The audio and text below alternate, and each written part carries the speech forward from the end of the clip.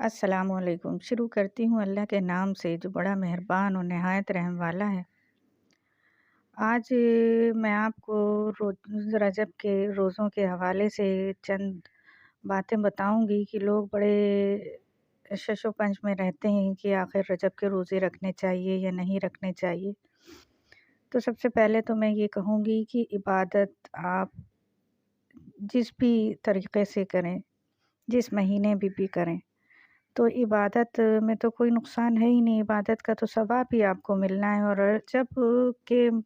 رجب اور شعبان اور رمضان، یہ 3 مہینے ایسے ہیں کہ جن کے بارے میں کہا جاتا ہے کہ رجب المجرب بیج بونے کا، شعبان المعظم آب پاشی فیضیاب کا، اور رمضان المبارک فصل کاٹنے کا مہینہ ہے۔ یعنی کہ یہ تینوں مہینے ایک ساتھ آتے ہیں اور تینوں مہینے میں عبادتیں ہم پر لازم ہے۔ لہٰذا جو رجب میں عبادت کا بیج نہیں بوتا اور شعبان میں آنسو سے سیراب نہیں کرتا، وہ رمضان میں فصل رحمت کیسے کاٹ سکے گا؟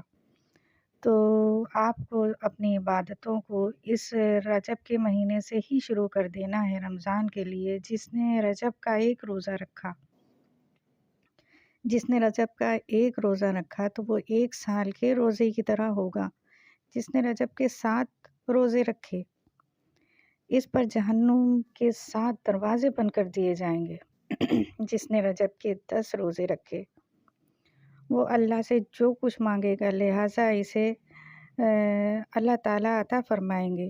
لیکن ان تمام باتوں کا یہ مطلب نہیں ہے کہ آپ جو ہے یہ سوچ لیں کہ ہمیں تو 1 سال کے روزے کا ثواب مل گیا، ہمیں تو 10 سال کے روزے کا ثواب مل گیا، تو اب ہم رمضان کے روزے ہی نہ رکھیں۔ آپ یہ سوچیں کہ جو نفلی روزے میں آپ کو اس قدر ثواب مل رہا ہے، تو جو آپ پر روزے فرض ہیں ان کا ثواب کیا ہوگا؟ یہ تصور کریں آپ کہ جو رمضان کے روزے ہم پر فرض ہوتے ہیں کہ ان کا ثواب اللہ تعالیٰ ہمیں کس قدر دیں گے کہ نفلی روزوں کا ہمیں اس قدر ثواب مل رہا ہے۔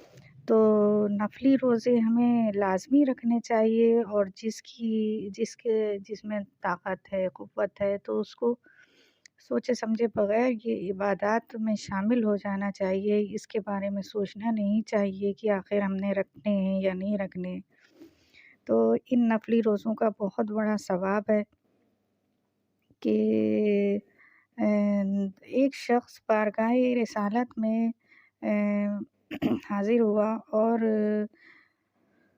عرض کیا، یا رسول اللہ، میں کمزور ہوں اور رجب کے پورے روزے نہیں رکھ سکتا، میں کیا کروں؟ سرکار کائنات صلی اللہ علیہ وسلم نے ارشاد فرمایا، رجب کی پہلی 15 اور آخری تاریخ میں روزہ رکھ لیں، پورے مہینے کے روزے کا ثواب ہے۔